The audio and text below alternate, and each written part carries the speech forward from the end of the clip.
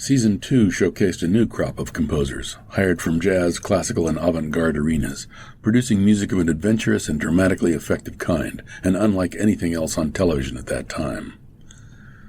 Laird's first contact for the new season was, again, Gil Malle. Jack said, "I want you to do the show." And I said, "Well, I can't. I'd like to, Jack, and you're my friend and everything." And I said, "But, I have the opportunity to do features, and I don't want to really get into something that's, repetitive, all the time." At that time, I didn't have to, and so I didn't want to.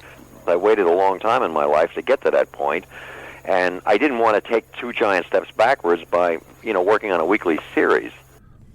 Before Malle begged off completely, Laird managed to squeeze out of him a re-recorded main title and format for Night Gallery. This time, a mix of electronic and acoustic instruments.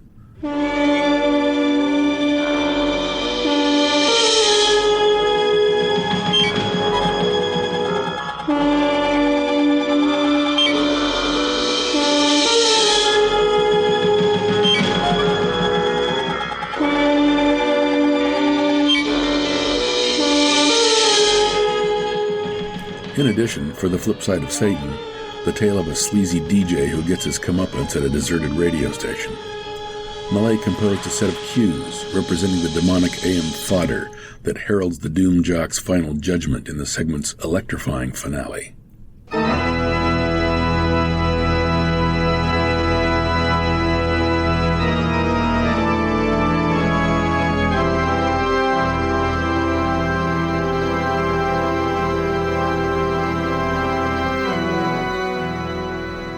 He also completed the music for one full episode, including a somber elegiac score with Americana touches for Rod Serling's grim drama Dr. Stringfellow's Rejuvenator, in which a morally bankrupt Old West pitchman makes one empty promise too many when he boasts of his power to resurrect a young girl.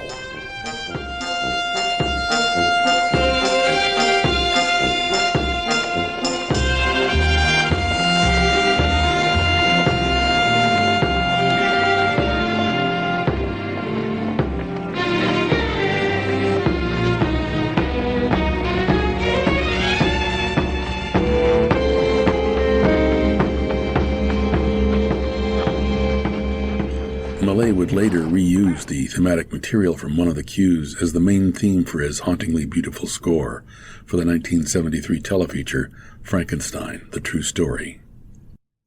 Unable to maintain Malle's services, Laird began looking for a replacement.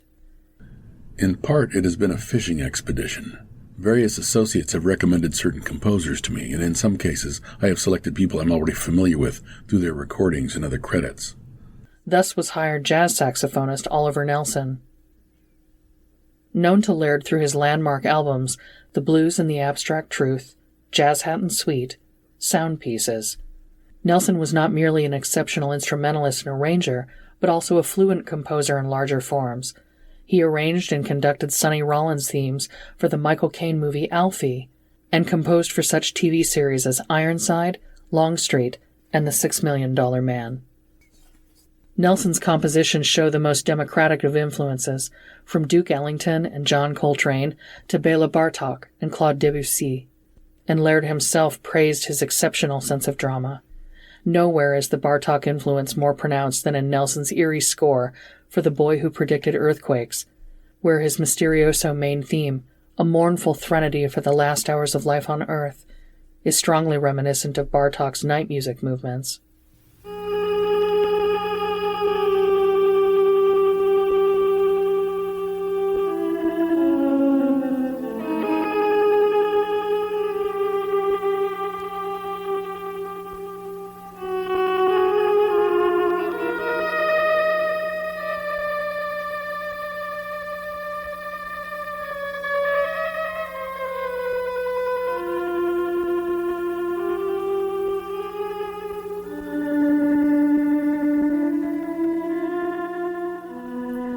For one of the comedy vignettes about a babysitter and her monstrous new charge, Nelson scored a chilling bedtime story that tips the scales towards its horror aspects to great effect.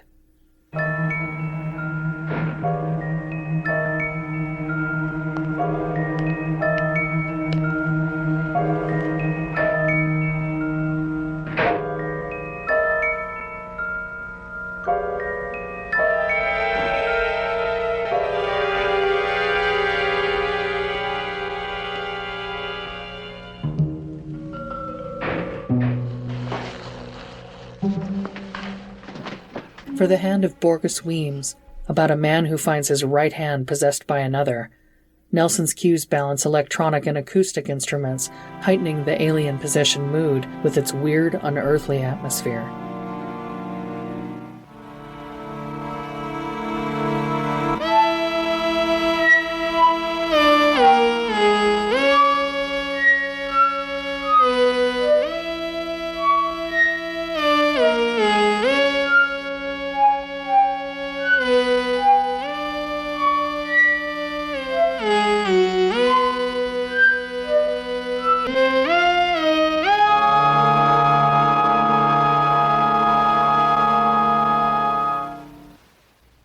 For the tragic romance, The Phantom Farmhouse, Nelson composed a pastoral love theme that contrasted with episodes of violence and moody fantasy. It is a musical work of wild extremes, reflecting the emotions of the main characters and the bizarre developments in the narrative. Nelson's music is as strange as the story it tells, thoroughly original, highly effective, and reused many times in Night Gallery.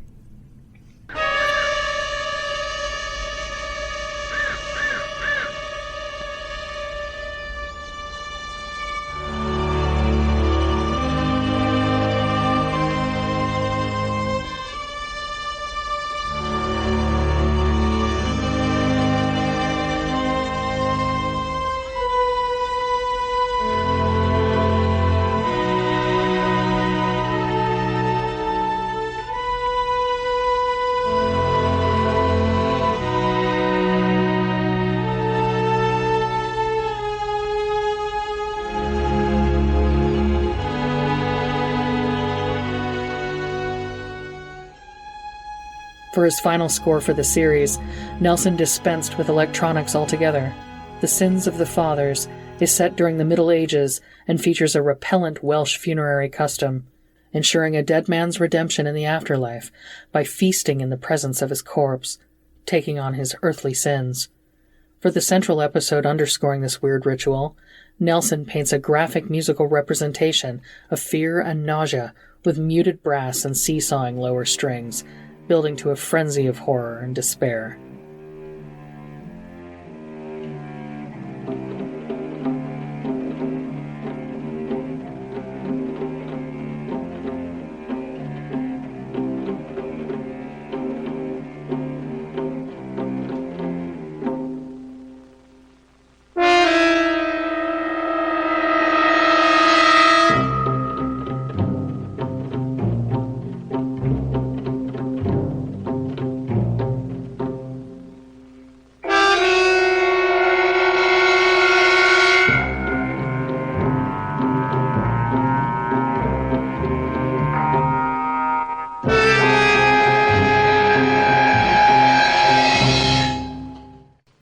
Nelson has noted in interviews that writing film and TV music is a high-pressure business. Theoretically, you should have about 2 weeks to compose a 20-minute segment, but it almost never works out that way. The music department of a studio sets up a scoring date supposedly ahead of time, but we get the film on a Monday and they want the music by Tuesday. If I have a week to write, I'm lucky, and I have done a show in as little as 4 days. But to do that, you have to be fast and, to be frank, good. On top of that, you must be a good conductor. Often you have only 3 or 4 hours to rehearse and record the segment. It's hard on me, this kind of time pressure. I don't sleep well, and often work until 4 a.m. Tragically, Nelson's workload at Universal put an unsupportable amount of stress on his health. His life and genius was cut short far too early in 1975, when he expired from a heart attack at the age of 43. Although Laird's next choice for composer was something of a shot in the dark, he hit the jackpot. Paul Glass was recommended to me by Harry Garfield, the head of music here at the studio, who sent some tapes that impressed me. Ours is a difficult show to write for, and I'm a hard guy to please, so I'd always rather try out somebody new. Sooner than play it safe with somebody that is too familiar, I will take a chance, cross my fingers, and hope to find something exciting and innovative. Paul Glass produced scores for only 2 hours of Night Gallery, but his music was so good, his cues were used and reused constantly throughout the second season, turning up in a total of 20 segments. He exhibited an unerring instinct for dramatic composition, and his music is arguably the best night gallery produced, commented Gil Malle. Paul was very good. Okay, I knew Paul. Paul was an atonal writer, excellent writer, and a nice guy. I haven't seen Paul in 25 years. He sort of vanished. He went to Europe, and I never heard from him again. He's one of the really important writers in Hollywood, as far as I'm concerned.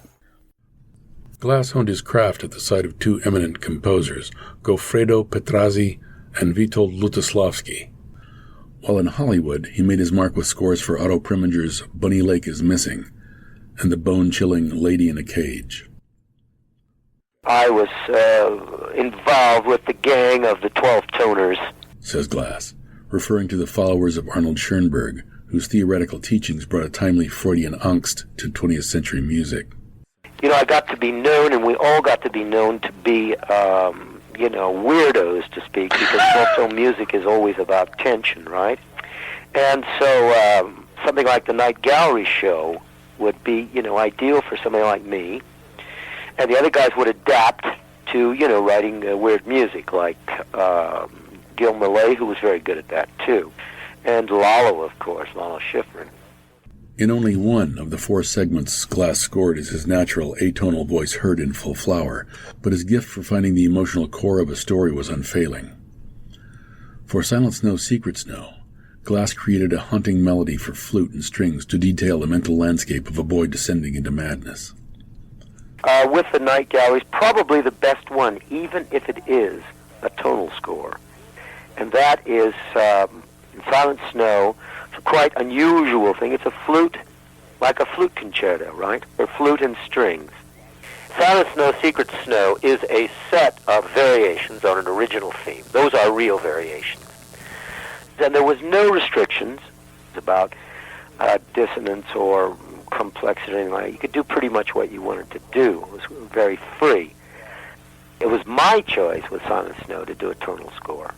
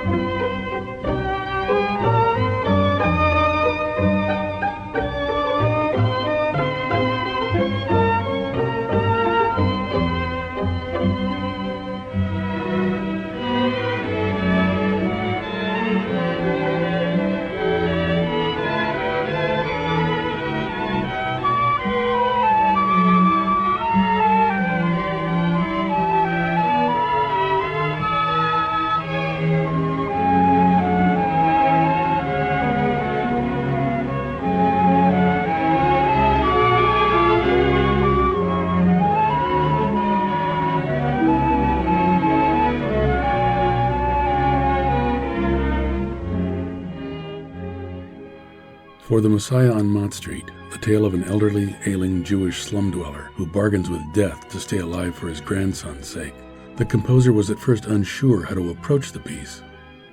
I didn't know a damn thing about Jewish music, and so I just had to fake this thing, and so what I did was use the cello solo as if it were found. I looked up and got some information on how it was done and what it was about, but it was totally superficial. To write Jewish music, I thought the cello would be the one that, because of Bloch's Shlomo, make it sound Jewish, And then I wrote him a part that sounded a bit like a cantor, or, doing what they call dreidel, which is what we would call embellishments. What I did was, because the man was the man who was saved by this postman who might be Christ, right? The whole point of it is I played the game of using what I thought was Jewish music and contrasting it with what I knew was Christian music. And I kept working back and forth between, I suppose it's called artistic licenses, right? Probably wasn't authentic, but they thought it sounded right. Regardless of its authenticity, the music captures quite perceptively the musical soul of Serling's touching fable.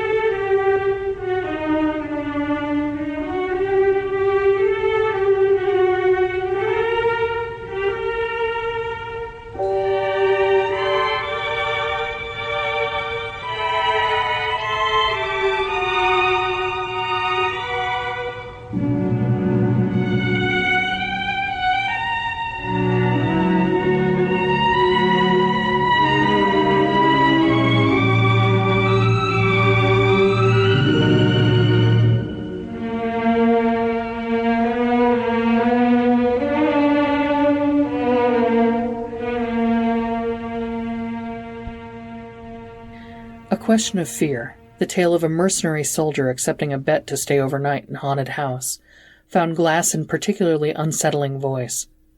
Although his shivery, spine-chilling score delivers moments of an equally strange beauty, both emotionally and instrumentally, A Question of Fear is in jarring contrast to his other scores, tense, nightmarish, dissonant. Strong brass and percussion colors highlight the stark terrain, and Glass banished violins from the string body to reduce warmth.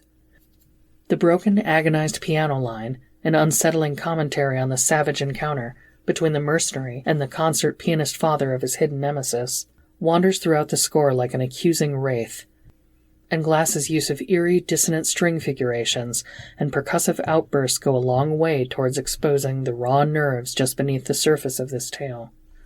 This remarkable music defined the sound of Night Gallery so perfectly that it was reused constantly throughout the second season to track other episodes without benefit of an original score.